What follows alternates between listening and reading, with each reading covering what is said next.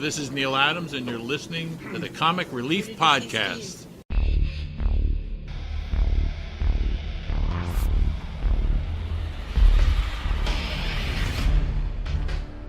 Hey listener, welcome to the Comic Relief Podcast. Hope you survived the experience. The Comic Relief Podcast is an unscripted discussion about the pop culture surrounding comic books with your hosts, Uncanny Thomas Logue and Mighty Michael Moran.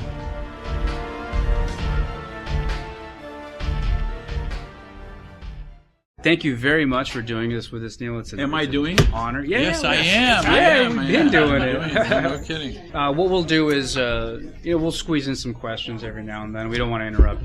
You mean you actually have prepared questions? I do have. You're maybe the first interviewer in a year that has prepared questions. Would you like me to sign that, young lady? Yes. The idea is to interrupt these fellows as often as possible. Yes, yeah. So that we know what we're doing here. This is give it a minute to dry, but that's good or an airy angel there. That's a new cover I did for DC. Yes. It's sort of a Halloween cover. It's Superman eating a chunk of kryptonite because he's a zombie.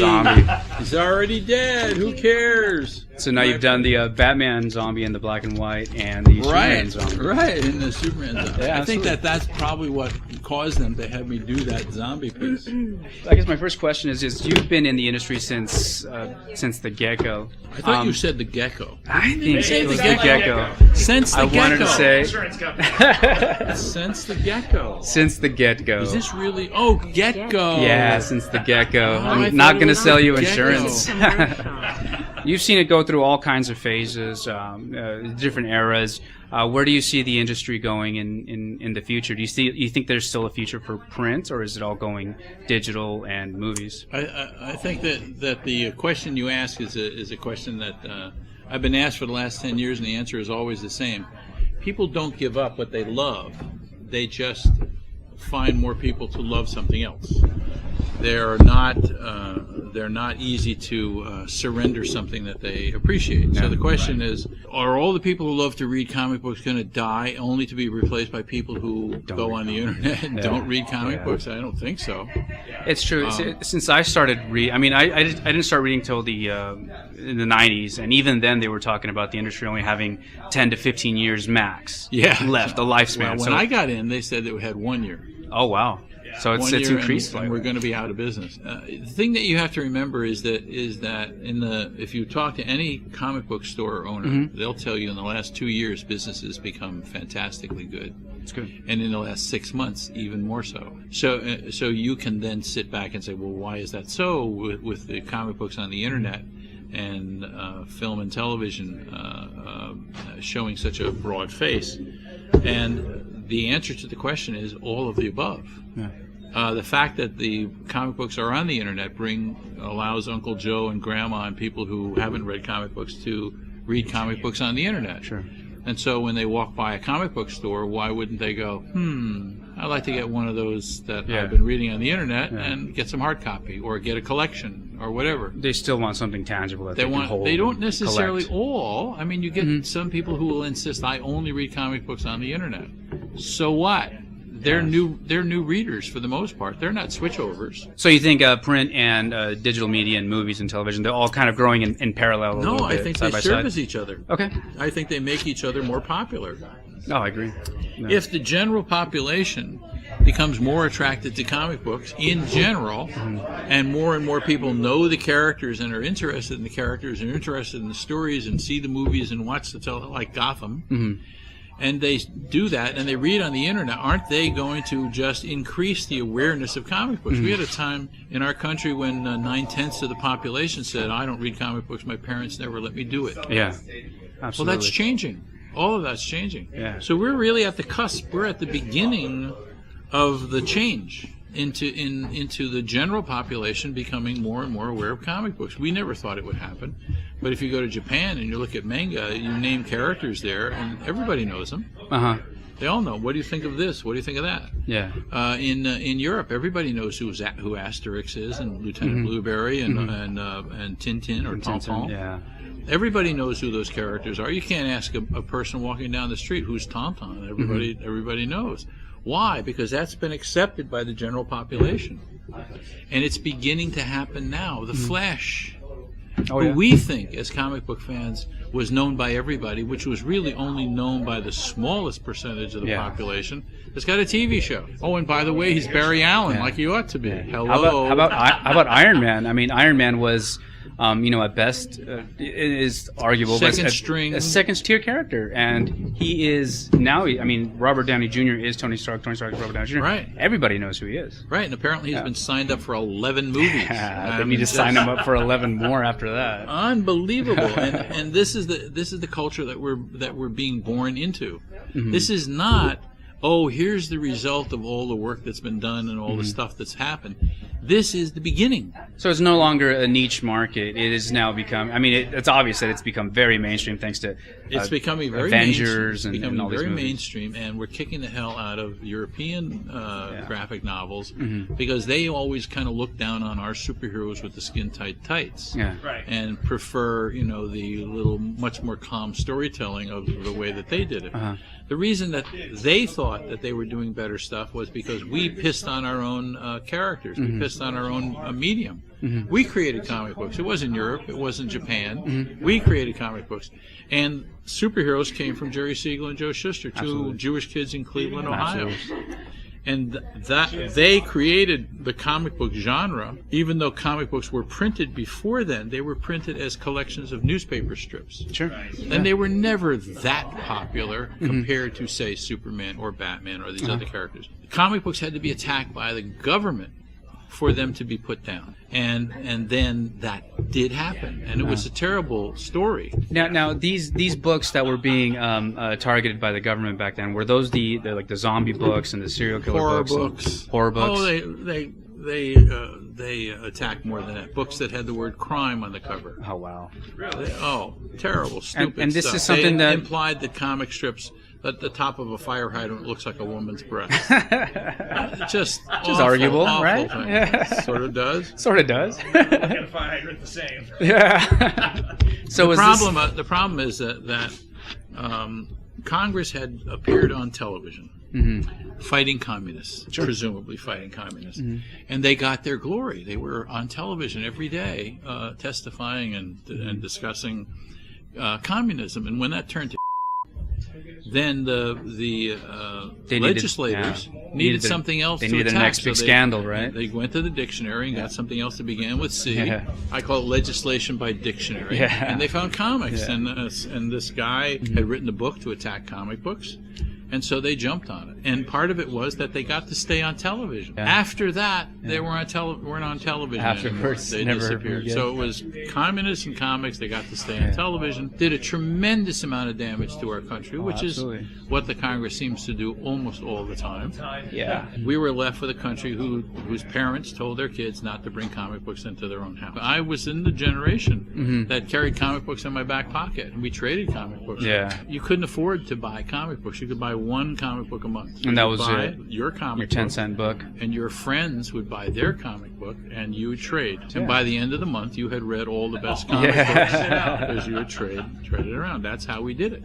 So it took some snot comic book artists and writers to kick out of the Comics Code. I don't know who those guys were. I think I do. I think I do. How was the Comics Code bypassed then? I noticed. We didn't bypass it. We destroyed it. I did a cover for Green Lantern, Green Arrow that had Speedy on the cover. Oh, who had yes, just finished, absolutely. Who had just finished shooting up, and he had the fixins there on the table, and there was Green Lantern saying, "Your ward Speedy is a junkie." And I handed it into my editor, and who said two things to me after he dropped it like it was hot. One, we'll never print this cover. Right. Two, I'm not going to pay you for it because I didn't ask you to do it. I said, okay. A month later, both of those things proved to be untrue. Stan Lee came out with a comic book in which characters supposedly popped some pills. Yeah, that was a Spider-Man and comic. walked off a roof. It really has to do with how much you know about drug addiction. People generally, quote, pop pills, according to what kind of pills they are, generally curl up in the corner and stay go there. quiet. Go very quiet. Yeah, it's a common misconception. The idea of walking off a roof is really very much against what you do because you could die. That's the and then last you thing you didn't want to do. die. Stan didn't really know that much about drug addiction, but he did approach the subject, and he asked his uncle, who was the publisher, if he could print the book without Code Seal. And his uncle said, sure. And as a result, nobody noticed, nobody responded, and nobody noticed. The book just got printed, goodbye, and the people over at DC who had my cover sitting there for a month suddenly went, oh my God, he beat us again. Oh no. Oh, he beat us again. So they called a meeting of the Comics Code, and within a week they had rewritten the Comics Code. And then my editor said, make a book. In the old code, understand that not only could you not use the word crime on a cover, you could not imply by word or deed that an official of any federal, state, or local government could do something dishonest. That's how stupid the code was. I always followed the code when I was doing my comic books until it came time for the confrontation. And in the final confrontation, I did a cover that smashed into the code like a locomotive. Heroin with heroin fixings on the table. That's and pretty, not only that, it was the sidekick too. So it was the younger character in it. Right. And that killed the code. You can't name the day that the code stopped appearing on comic books. Nobody cares. And that was part of the evolution of comics re-evolving back into our society. Comics didn't suddenly become popular after that, but they suddenly attracted the attention of high school and college students. People who would write letters to the editors on typewriters rather than on grocery bags with crayons. Very, very different group of people. It's amazing. And now we have a generation of brilliant illustrators that are doing comic books. Comic book companies thought, well, this is going to change something. I don't know what's going to change. No, it's not going to change anything immediately. But over a period of time, it's going to change everything. When we brought the Joker back and made him this maniacal character, and we can see the evolution of that process and what has happened. Of all the incarnations of the Joker with Heath Ledger and the Tim Burton Joker. The next one. The next one's going to be I like the next one. Yeah. You know who I think it should be? Who's that? Who's the last guy that just played Doctor Who? Oh, the 11th Doctor. Matt Smith. Would he not make a great Joker? Yes, he will. He has. He would, and it really wouldn't be long anything face. like Heath Ledger, and we wouldn't feel bad about Heath Ledger because it would be so different. So the problem with names like Jack Nicholson and Heath Ledger doing the Joker is they have their own unique take. You can't try to copy that. You have to go completely different. There's faults in every one, and there's improvements or there's differences. Jack Nicholson's Joker was, in some weird way, an abomination. I think It was so. terrible makeup on a man who was too old. I agree. It's too short, too yeah, stocky. It wasn't the Joker. Yet it was the opportunity to open the door. So his impact was greater than his performance. Yeah, in some I agree. weird kind of way. My name is Rex Edlund here in San Diego, and I got a question for Neal, which is, or when you came onto the scene with such a higher level of quality, did it cause a mass exodus of people that just didn't want to play in that level of quality? Not only did that not happen, I never would have let it happen because I would make sure that work was found for those people. But most of the artists that were smart enough, and they were all smart, rose to the occasion and they improved their work. You have Jim Aparo, you have Irv Novick, you have Bob Brown, all came to me privately and said, Neal, do you mind if we do your Batman the way you do it? Yeah. And they went ahead and did it. So when I left Batman, I left behind a gaggle of guys who could do Batman very much the same as I did. Joe did a nice Batman. I would have to admit that is the case. And also other things that I did to make a difference are not hard to copy. Page design, page layout, better approach to color, adding anatomy, more complete illustration. And the impression that people may have that guys were put out of work is totally the opposite of the truth. The truth was the companies expanded their product and did more titles. My daughter, Christine, took American publishers to Canada to use better printing methods. She introduced Cabacore to American publishers. Yes, Batman Black and White is a real story. Real story, as in Well, as in there is no such thing as Batman or Batman as a zombie. all the other elements in the story are true. That was a very different take, because when I read it, I thought it was going to be a straight up Batman as a zombie story, and by the time you're done, at the end of it, it's not. It really shows you how helpless Batman is to help out with actual real life Stories, Yes. which may be a Yes. theme that people will continue as time goes by. Uh-huh.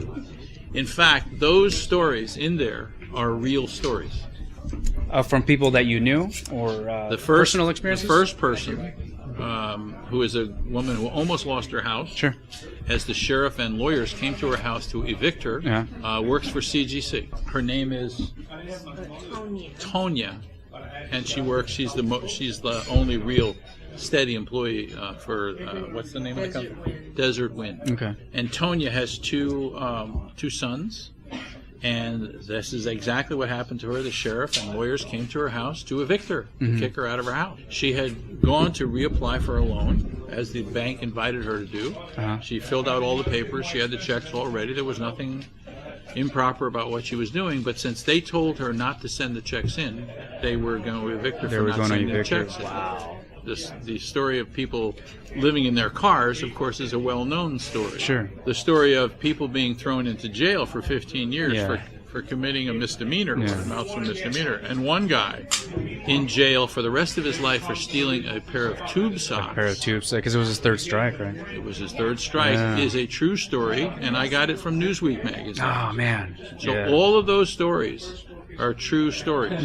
I didn't fake it in any way. Yeah. I went for the real stuff. Sure. So those people who read that comic book as a Batman comic book, black and white, had better pause Yeah, for a it did. moment and go, "What is going on here? That- This is yeah. there's certain waves that move into the future. That is a wave that will have to move into the future, where we see real life stories played out in comic book format." And even with heroes who are basically helpless to do anything about it, Yeah. or may, as Batman would, in that case, find his way through the story by becoming Bruce Wayne. Yeah, his secret absolutely. identity. Absolutely. So, Neal, one thing that I've been getting into and I've been talking to Tom about has been motion comics, man. My first motion comic that I watched was The Watchmen. I actually sad and terrible. right off the bat, but I did sit through the entire run. I think it's like 8 hours or something like that. It's horrible. It's all eaten alive. It was. There was one guy doing the voice, and he did all the voices, guys, girls, everything. The thing that's terrible about that story, for 10 years before that, Sure. I had been showing animatics or motion comics, yeah. to both DC and Marvel Comics.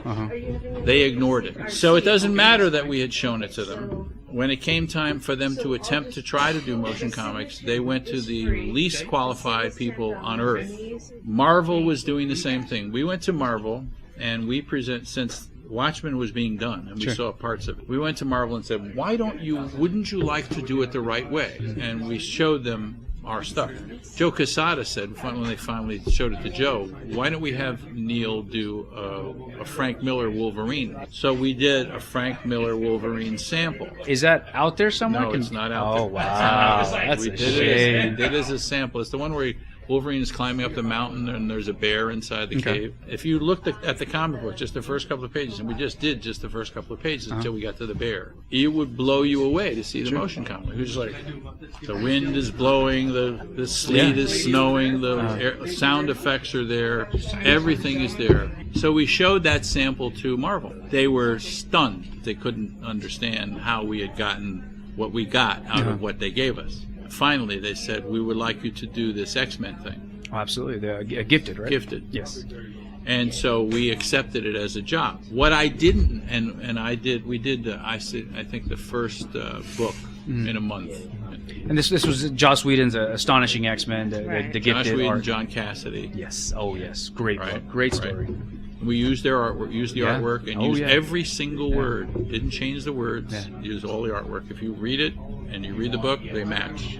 The interesting thing about that is they're on staff. Marvel had been trying to do the same thing for 2 years. Now, being businesses, they then had to monetize that. They spent a fair amount of money on it. And so they had trouble monetizing it because Marvel Comics, or any comic book company, is used to making money within the first week of publication. Sure. For them to monetize Gifted, they had to put it on the internet, Put it on DVD or DVDs, do it like this, and be paid, make their money over a period of time. Sure. So it took them a half a year to monetize, to have it make more money than they spent on it. Meanwhile, they looked for a cheaper way to do it. So they went to Canada, and they had a Canadian company do the next book. So your company, Continuity, didn't do the Thor or the Spider-Woman? No. Wow. And you'll remember the Thor began really good, and then it kind of went down. Yeah, that's absolutely right. And the Spider-Woman, nothing, no moving mouths, nothing like that. Gifted still stands as the best motion comic so far. Yeah, absolutely. Until you see blood. Now, I did see the blood. preview on your website, Right. where you're mixing 3D effects Right. along with the Absolutely. 2D stuff. Absolutely. There are no limits. I mean, I don't believe in tying creative people's hands. Oh, absolutely. The That's idea is the to worst thing you could do. do the best you can and make it happen. So we're doing a couple of things with Blood. First, we are doing a motion comic with Blood. Then we're taking the motion comic and we're monetizing it. And then we're taking the motion comic and doing a full computer animated version of it Oh, wow. and monetizing that. And then trying to get somebody to shoot the film, unless I can shoot it. Because if I monetize each step as I go, I can afford to do the next. Do the next one. Have all your bases covered. Exactly. Exactly. So that's what I'm doing with Blood. The other thing that we're doing with Blood is, since the first book is done at Dark Horse, we're doing a cover, what is a lenticular lens that is both three-dimensional and animated. Oh, when is that coming out? As soon as we can get As it soon as out. you get out? We're working on it right now. You've always been on top of the different covers, huh? The unique I'm covers.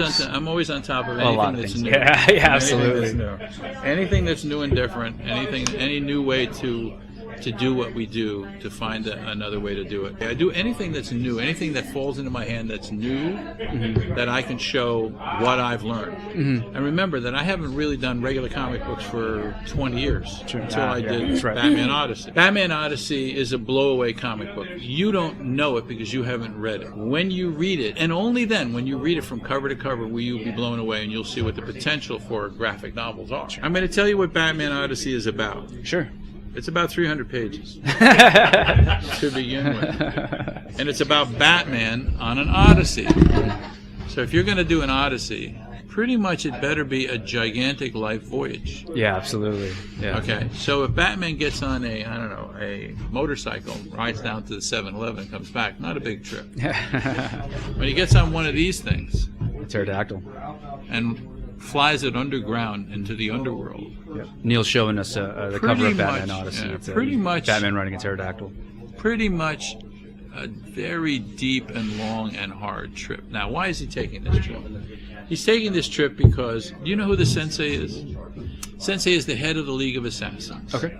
He was first introduced in Dead Man. He is the son of Ra's al Ghul. He hasn't gotten to go to the Lazarus Pit, and he's kind of pissed off because he's gotten older while Dad stays young. So if you were to write down a list of his grievances, that would be the top That'd be number one. grievance. So he's decided to kill his father. He's decided to kill Batman. He's decided to kill Talia and anybody associated with them or that they love. Ra's al Ghul goes within this book to Batman and says, "You need to help me.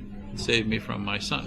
Batman says, "I don't care if he kills you. Yeah. You're a rat." Yeah. If he does, I pat him on the back. That would be good for the world. Yeah. Ra's al Ghul says, no, you don't understand. He's going to kill me and you and Talia and everybody you know and love. And he's got 6,000 assassins around the world that can do a tremendous amount of damage. Batman is also coming into a new time in the world. I mean, AK-47s are everywhere. Sure. You put somebody into jail, they go to Arkham Asylum, they go from Arkham Asylum, they get released, or somehow they get out a month later and start killing people. Yeah. Excuse me? Isn't that Batman's responsibility? Didn't Batman allow that to happen by not killing him? Yes, exactly. I think we all agree with that. We all actually find it hard to accept Batman not killing the bad guys when he knows they're going to go out and kill again. What's Batman going to do? he's going to go on an odyssey to find himself. And it's going to take 300 pages, but I'm not going to show you the 300 pages because I don't have to. I'm going to go right to the end of the book, about 8 pages from the end of the book. Okay, and I'm going to show you this. So Batman finally takes... That is the takes sensei. The sensei's life. That is Bruce Wayne Batman, and that is a 45 automatic. Well, yeah, they're going to be scared, right? Because they've always gotten away with it. They've always gotten away with it. Batman has a lot of blood on his hands because he's let these guys... Would you like to read a couple of paragraphs into the microphone? So Batman says, new rules. If you must, you can kill each other and be punished. That is for the system to work out. But if you kill a civilian or an officer of the law, I will track you down, and I will find you, and I will kill you. Dead. Run. Run and hide. I am your lifetime's enemy, and I will find you. You saw what happened here tonight. Talk to Reuben Irons and ask him what would happen if that little girl died. Ask him. And then the Mad Hatter says, what does he mean? And the Joker says, seriously, Batty, that's not funny. So the rules have changed. Who am I? Neal Adams. That's right. I'm Yeah. Neal Adams. Would I ever let Batman down? Oh, absolutely not. Absolutely That's not. right. As Neal Adams and as the writer of this book, I would never let Batman shoot anybody. I would never let Batman kill anybody with a gun. His parents were killed with him by a gun in front of him. Yes, absolutely. And he has vowed never to use a gun on criminals. On the other hand, he's been through an odyssey. So how is it you saw what you just saw? Yes. There are 5 more pages to the book. Yeah, you got to read the book. Dot, dot, dot, dot. I wrote a story, a novel, that you have to read, and you have to understand what I actually did in there. Because I wasn't around. What I did was I traveled behind everybody else who was doing Batman, and I noticed when people dropped things. And then I went and picked them up, and I picked up something else, and I picked up something else, and I picked up something else. So there are all these little things left scattered around in the wake of all these stories that have happened to Batman that nobody stopped and said, hey, wait a second.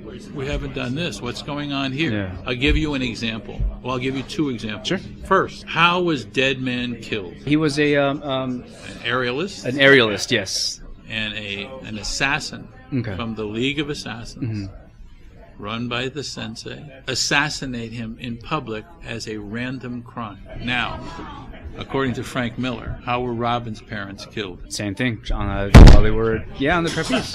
So, Yeah. So there's definitely the connection there. Yeah.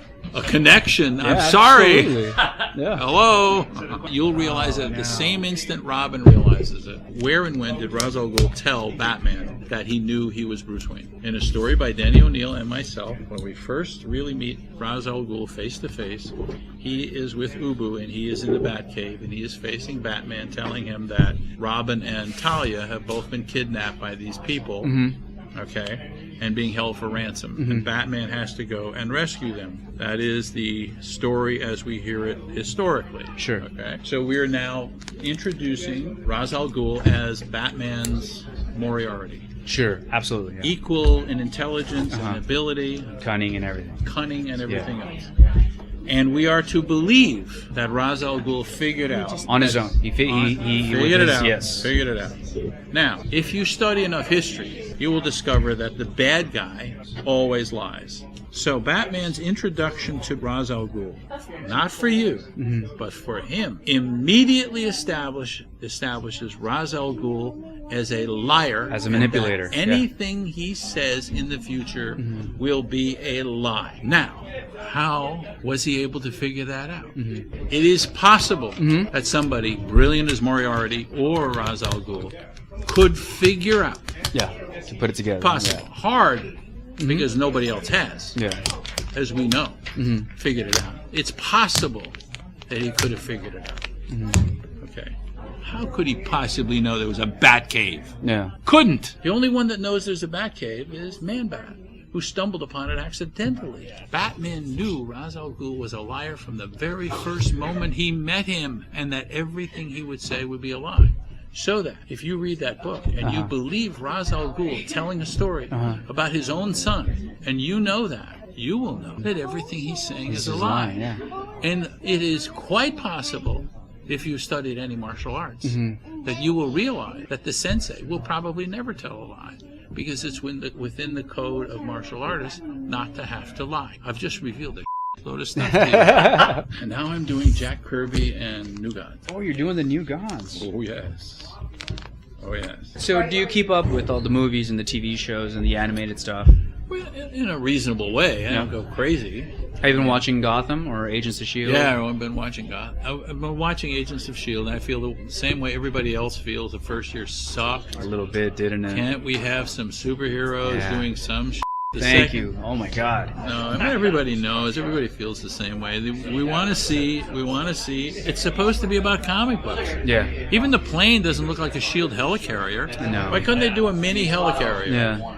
You know? Yeah. How hard would that be? It's a model. Have you been watching this second season? It almost sounds like they've been hearing the complaints and they're starting to step it up. That's the impression that we have, that they've been listening to the audience and trying to do it. Give me some more. Just come on. Give me a team of bad guys that have superpowers and have to pull somebody out of the ice or something and do something. And their argument has always been that the show was always about the agents, which is fine, but they still have to overcome these super metahuman types. I understand if their argument is that. Then how about a really good dramatic show like Gotham? Yeah, I'm okay with capturing the villain, not necessarily in the same show, but that leads up to the breakout. No, you want a mastermind collecting these guys and putting them together in a super team. You know? Are you ever consulted for any of these shows? Because they really should. I did a day. They really should. No, I know. So now, on the flip side of that, Arrow, which is you worked on Green Arrow for a while. How do you like the for a while? Excuse me. I think I created Green Arrow out of nothing. Yes, absolutely. Out of dross. Yeah, what's your take on the current incarnation? So this is how it worked. At the end of the first season, I'm at the San Diego convention, right? And I get 3 people come up to me and they say, Neal, glad to meet you, blah, blah, blah. We're the writers on the Arrow show. Really? Did you sit them down right next to you? Tell them, hang on. After having been tossed little things like, what name of the corner of the block, and it's O'Neal and Adams. Like, please, thank you. What do I think of the show? Oh yeah, that was great. It's almost like a cameo. I'm sorry. So they say, so what do you think of the show? I says, okay, so am I just going to bullshit you, or should I tell you the truth? They said, no, you just want me to bullshit. You suck. No, we don't want to. So I said, you want me to tell you the truth? So I said, well, okay. Shooting people in the heart with an arrow and killing them, not Green Arrow. Not Green Arrow at all. Really not a good idea. That's stupid. They said, well, where do you see the next season? Mm-hmm. Really? You're going to stop them from killing people? That's very good. I like that. So is there anything else you'd like? You could put a smile on his face every once in a while. Yeah, it's very dark for a grim. show. So they tried to make nice, and so tell me what was coming up. So I call it the Neal Adams show now. The deal, yeah. Looking back, do you ever picture back? I don't look back, incidentally. Well, did you ever picture? I always look forward. You should realize that by now. You've asked me enough questions where I've been at the forefront of almost everything. The last book I did before I left comic, not that I left comic books, I published my own stuff, Superman versus Muhammad Ali. That was an iconic cover. Iconic book. The most memorable comic book. Why? It's got 172 people on that cover. Yeah, on that cover. It's Joe Kubert's layout. That cover was redone. That was done in 1977, just when Ali won the title for the third time. So it participated in history. It also went around the world, and all the free nations of the world reprinted that with record-breaking numbers. Oh, wow. All right. Yeah. Well, they actually like black people around the world, unlike Americans. We have a little trouble with people of slightly different color. Absolutely. Okay. You understand what I'm saying? Oh, yeah. Around the world, they think it's good. Yeah, it's okay. Okay, so doing that book broke new ground in many different ways. How many different ways? It made a politically incorrect person into a comic book superhero. It looked like Ali. It talked like Ali. We used his words. Okay, he fought for the earth. He won the battle. He was the champion. He had a cover on it that had all the famous people you might like to have. Some of them didn't want their faces on, and they demanded that we take them off. John Wayne, among others. He didn't want his face on that cover? No, I put a mustache on him and left him. Screw him. Deal with it. So there's lots of stories about that book. The most recent story about that particular book is that in the new reissue, small and large size, small size sucks because it's so small. Large size is great. I used the photographs of Ali to color Ali. With computers, you could take a picture of your face, do a drawing of it, and take the photo, take out the eyeballs, the nostrils, and the mouth, and the teeth, and put it underneath the drawing, and color the drawing with your photograph. Never been done before in comic. And it was the perfect opportunity to do it because those photos still existed that I traced the first time. It was done in 1977. In the year 1999, just before the year 2000, ESPN magazine, the art director for ESPN magazine, the sports magazine, called me, a woman who happened to be a comic book fan, and said, we're going to have on our cover the 100 greatest athletes of the century. And I don't want to do 100 little postage stamp faces of all these people. I would like you to do that cover over again. Only the two front runners are Ali and Jordan. I'd like them in the ring boxing, and the other 98 of the greatest athletes of the century around the ring watching. How would you like to do that cover? I said, over my dead body. Yeah, there's no way. She said, how about for money? Got your attention a little bit? So I did it. So that was done for ESPN magazine for 3 million subscribers. Oh, wow. Among which were 5 comic book fans. Yeah, I think I know them. Hey, Buzz, do we have the ESPN magazine cover? Can I see it? Oh, wow. There's also the legend on them. Take a look at that. You'll notice that O.J. Simpson is below 2 horses. Just pointing out the horse. I felt that was the right place for him, in among the horses. When DC started, all its heroes were born of whole cloth and were beautiful and wonderful. Yeah. So when they became heroes or superheroes, they already were nice guys. Yeah. When it came time for Marvel to do this sort of thing, the thing that people don't know is that before Marvel took off, Stan Lee used to have 5 basic plots. One of them was exemplified by Gogog the Mogog, who took over planets, many planets, and he would come to Earth, and he comes to Earth and he's about 1.5 feet high. The magician story about a surgeon who messed up his hand. Sure, broke his, yeah. And he becomes a magician, and he's a rotten guy, but he's not compared to Baron Mordo, a Baron Mordo type character who is even more rotten. When Jack Kirby came to Marvel, again, for like a 3rd time, Jack convinced Stan, why don't we take one of your plots and make it a 22-page story instead of a 6-page story? So 4 people go off into space and they come back monsters. Just happen to be the Fantastic Four. Or gamma rays hit somebody running across the desert, becomes a Hulk, rampaging Hulk. Becomes a monster. Becomes a monster. Yeah. They're all flawed in some way. They're They were all flawed monsters. before. No, they're monsters. Okay. They're really awful. They're Yeah. not even all right, you know. The closest to being good guys are the Fantastic Four. Yeah. But Ant-Man is a skeevy guy who beat his wife. Yeah. You know. Yeah, that's true. The Hulk was a mindless monster who destroyed things. Mm-hmm. Even Doctor Strange, he was a surgeon who would only operate on people who could afford a $100,000 operation. Yes. And his hands went bad, and he goes off into the mountains to become a sorcerer to cure his hands. And the only person worse than him is Baron Mordo. So by comparison, he's not too bad. He's not as bad. Yeah. Tony Stark was a rat industrialist whose heart had a problem, so he fixed himself and turned himself into what amounted to a hero, but only by comparison to everything around him. Even Spider-Man practically got his Uncle Ben killed by being a total asshole.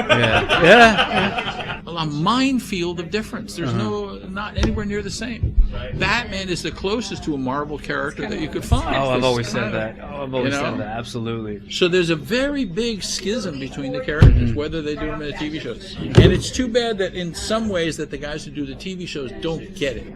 So they're going to do the 2 Justice League movies before the Green Lantern. He's the only Green Lantern that 10 million people see every week. Absolutely. And they announced they're going to do a Flash movie, but not with this actor. My pleasure. That's a huge mistake. They really should incorporate what they're doing on TV with what they're doing. It's there. It's right there for them. Except Hollywood doesn't like God. to They're in take control your of both of TV them. actor and make him a movie star. Oh, forget that. My God. They already have the audience. They already have the background, the origin. They already have the groundwork. You mentioned you like doing obscure characters. What did you think of the Guardians of the Galaxy movie? Are which you were kidding? obscure. Are you completely kidding? Obscure. Wonderful. Yeah. Wonderful. Let me tell you the why they did Guardians of the Galaxy, unless you already know.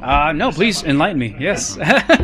Marvel used to circulate a list of 2002 characters that they own. They sold them all. Yeah. Sold Spider-Man, X-Men, all the rest of them. Big hitters too. Big hitters, Big all their A-listers. characters, Yeah. and they sold them in such a way they're very, very hard to get back. All they had left was the Avengers, Yeah. and the Avengers were kind of mobile because you never knew who was in the Avengers. Yeah. That's why they had trouble selling them. Yeah. Okay. When Disney was going to buy Marvel, what kind of pig in a poke did they think they were buying? The Avengers. That's it. Can I sign something for you? Yeah. This background was also done in pencil. Who collected these? I did. And did you go out of your way to get Batman covers that were the backgrounds were in pencil? No, I did not. No? Well, you got three for three. So Why were they done in pencil? because that seemed to be the best thing to do at the time, and nobody else knew you could do it. I drove DC Comics crazy. You can't print gray. You can't do that in pencil. Yes, I can. No, you can't. It won't reproduce. It's gray. You can't do that. It won't get black. It's gray. Only you, uniquely you, unlike all the children who have good taste, have given me a sloppy comic book. You're not fond of that book? I'm just making fun. Because it's not in pencil, the background is in pencil. There's no pencil background. Did you butt heads more with the DC I didn't guys in the butt Marvel? heads. Did that sound like butting heads? No. It wasn't butting heads. It's making fun. Let me reword it. Was it easier to work with one company than the other as far as creative freedom and All ideas? a bunch of jerks. The only people that aren't jerks are the artists. Artists are they're like, oh yeah, oh cool, let me see that. But the executives and the Yeah, production all the men are a bunch suits. of jerks. They don't want to get fired because you did something stupid. Yeah. One editor at DC Comics lost his job because he let Frank Miller put curse words into a script. Now he works for Legendary, Okay.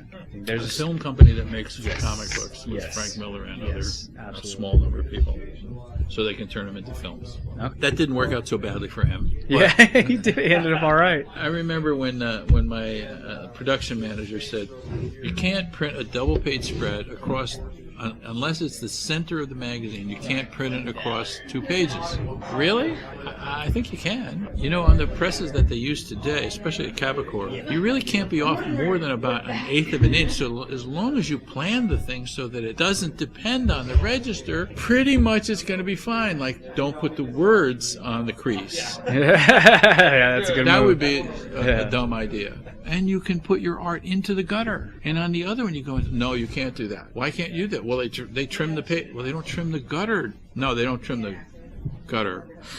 So Sal, if I have a page and I bleed it in the center, and I know it's the center, but I don't bleed the top and the outer edges, as long as I stop my art right at the crease. Yeah, absolutely. But we don't know that for sure it's the crease. So, I can bleed the whole page. Only in the center do I have to worry about a crease. Those are the looks you had to deal with. Really just like But, you know, I listened to a couple of the shows you did with Kevin Smith. Kevin Smith? On his podcast. Some of the greatest stories I've ever heard. That's just You're true. a master storyteller. I am true. I hate to admit it, but Nah. since everybody tells You me, caught me. pretty much. If you don't admit it, nobody else will. So. Right. Well, you hate people who have false humility. They go, "Oh no, I'm not that good a story." Oh yes, you are. No, you're right. No, really. No, you really are. Do you plan on getting with him anytime soon again? And Getting with him. Last time we had sex Oh, man. I heard it was good though. with that fat boy. I'm sorry. You can't find his. I didn't mean to. I'm sorry. I didn't mean to say that. I apologize, Kevin. Wherever you are, I apologize. I apologize. Later on, Meryl. Why did you say that? No, it's already happening now. She's already shaking her head behind you. She's already tweeting I Kevin can't- Smith. I Whatever Kevin, you I read didn't. right now, it's Somebody, not true. Kevin, somebody ran in the room and said that and pretended to be me. I was just going through looking for things to pull for them to buy, for you to sign, and it dawned on me, I've always wondered how you ended up that cover artist and what was the whole idea for DC back in '69. A lot of it had to do with I was new, and I was more of a finished artist. When comic books began, what happened was that the printers were printing comic books of syndicated strips. When they ran out of strips to print, they went out and got teenage kids from the Lower East Side, mostly Jewish kids, who were talented but were 13, 14, 15, 16. So Joe Kubert started when he was 13 and started having them draw comic books. Well, when you start somebody drawing comic books or doing anything when they're so young, they very often don't get better because somebody's paying them. You're paying them to do this, so they must be okay. So in their heads, they lock themselves into doing bad art, and they never get any better. When I came into comic books, nobody was hiring people for comic books. I went everywhere. And when I got out of high school, my pages, my work, because I was poor, I had to survive. I had to make a living doing drawing, which was impossible because the comic books were going to go out of business in a year. And so when I showed my samples, I wanted my samples to be professional. So I would do 10 times as much work as anybody else until my work got professional. So when I showed my artwork, I was showing professional pages. And yet they rejected me. Rejected me not because they thought the work was bad, but because they knew they were going out of business in a year. So I went on and I did other things. I did backgrounds for a syndicated strip for a Western. I did advertising. I did storyboards for advertising agencies. I did illustrations. I did paintings. I did everything. Movie posters, everything. I did the world. I trained myself as a finished artist. I got as good as I could get within the framework of the fact that I had to do all of this stuff to make a living and support my family and take care of everything. When I came back into comic books, I had already been an illustrator, worked for Johnstone & Cushing that did comics for advertising. I did movie posters. I did everything under the sun. People think that my career started at DC Comics. No, I had a whole career. For me, it looked like they'd hired a professional to bring up the level of commitment to the art. Right, and but you were the cover guy for so much of it. And to be perfectly honest, I had to bring myself down compared to what I was capable of doing. So there was a particular editor, a Mort Weisinger or Robert Kanigher. No, I hated them all. It seems that they hated all of you too, because they were a bunch of jerks. No, somehow they had got around DC Comics that you had to be an asshole to be an editor. And I don't know why. They had gone past 1953, 1954 when comic books were attacked, and these guys were the guys that were survived. And so they knew the rules. If you stepped outside of the rules, they'd crush you. And they didn't put up with it until I came. Joe Kubert didn't put up with it. I went to Joe Kubert, and I said, Joe, I've heard a lot of stuff about Bob Kanigher. I said, have you had any trouble with him? Joe said, no. I said, never? I mean, he rubs people wrong. Does he really? Never. I never have a problem with him. Okay, I get it. Because if he did, break his arm. Yeah. Bob Kanigher was known as a guy who would bring a man to tears. That's how much of a jerk he was. So I found working with him pretty good. I did a story, and then he gave me a script, and I did another story. I brought in a second story. First time I brought in a story, he didn't have time to talk to me. Second time, he had time. So I sat down and he said, Neal, I need some changes in this because I don't feel that you're, telling the story the way I need it to be told. I'm a painter myself, and I go to the Alps and I do these paintings and stuff. Yeah. I said, hold on, Bob, just hold on a second. And so I went over to the door and I closed the door and I locked the door. And I said, okay, I think it ought to be this way. I don't think you're the greatest writer in the world, but I don't think you're a terrible writer. You have certain habits, fine. I don't think that I should criticize you. I don't think it's my job to criticize your writing. And I agree that I will not criticize your writing, whether I like it or I don't like it. I think that you and I should agree that you're not going to criticize my artwork.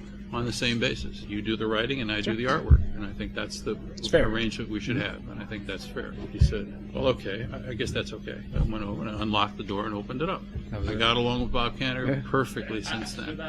Ever since then, he told me about his conquests. I was his best friend, whatever the hell it was. One of the last things Joe ever said to me was, we were in the middle of a conversation. I'd covered a couple of topics, and we were shooting video and film. And I said to him, it's possible I might be able to get some work for some of your seniors, out there in the commercial world. How would you like it? He said, no, I don't want you to do that. I said, well, I'm just saying that, if you have some favorites that you'd like me to, maybe I could get some work for them, help them pay, their tuition. So he said, no, I don't really want people to get work until they graduate. I don't want to step on that. I'm just saying that the possibility exists that you could get some work. He said, if you do it, I'll break your arm. In my head, I said, yeah, and if you did, I'd want to get it on video. Because I want to get video of Joe Kubert breaking my arm. Jesus Christ. Working at Marvel and DC at the same time. You were one of the first ones to do it without changing your name. The story goes, Jim Steranko came to visit me over at DC Comics after I had done Hey, a Jim Steranko Effect and the steam that rose up in a dead man's story. You know that? So Jim Steranko, when he found out about it, came over to visit me at DC Comics. I said, I hope you're not offended by that. He said, no, he loved it. I asked him, what is this Marvel style? How does it work? He said, well, you draw the story and Stan puts in the words. Sounds great. So I get to write the story, essentially, and Stan just puts in the dialogue. I said, well, how do you tell Stan what the stuff? He says, you write it along the side of the page. I went over and made an appointment to see Stan. Oh, Neal, Stan, I'd like to do a book for Marvel. What do you have available? He said, you can do any book you want. I said, well, you don't mean that. I mean, you have different people assigned to different books, and you can't just dump them off of a book. He said, no, any book you want to do, you can do. I said, Stan, I don't really think you mean that. I mean, first of all, it's insulting to somebody. I said, why are you saying that? He said, because the only book here at Marvel anybody reads is Dead Man. Okay, I get that. So they only read your book, yeah?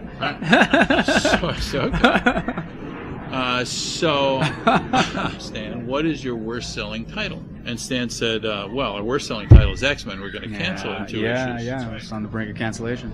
So I said, well, then I'd like to do X-Men. He said, well, Neal, I don't think you heard me. Our worst selling title is X-Men. We're going to cancel it in 2 issues.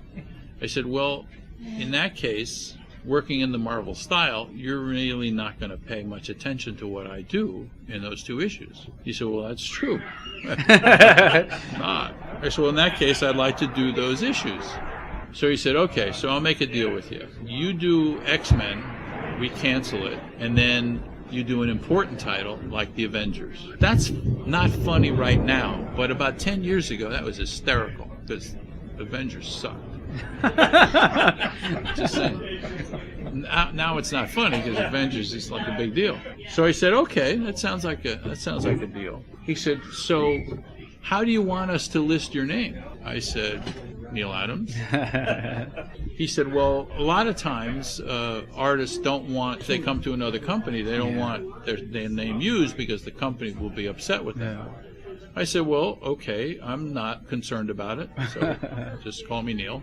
He said, oh, okay. Well, you know, Neal, if you're working for us, I'm not altogether sure that we really want you to work for DC Comics. I said, well, then goodbye, Stan. He said, no, hold on. Hang on. Just hold on. No, it's okay. It's fine. That was the last time anybody changed their name working for the other company. Nice. Hi, my name is Peter, and I'd like to ask the question for Neal. Who was, in your opinion, the most difficult character to draw? Spider-Man. And why? Giant pain in the butt. It's all those webs. Because they all go somewhere. You have to figure out where they go. And there's like 3 on his forehead and 2 on the front of his face. It's like, why isn't there 1 in the middle? That doesn't make any sense. And you have to count them out, It's just very, very hard. And he hasn't even got a face to draw. He's just got this shape, It's got the shape. And ever since Todd McFarlane has these gigantic eyes. And then now, every once in a while, somebody will draw small eyes and I'll go, but that's not Todd's eyes. It doesn't look right. It's not weird. It's weird. Dedication to? Actually, would you subtitle it 3 Cows Shot Me Down? 3 Cows. That was your, yeah. That shows you what a tight-ass Roy Thomas is. I came in with this great cover of, like, the Vision coming into the other Avengers. And he says, 3 Cows Shot Me Down. Now, isn't that a great title? Let me think about it.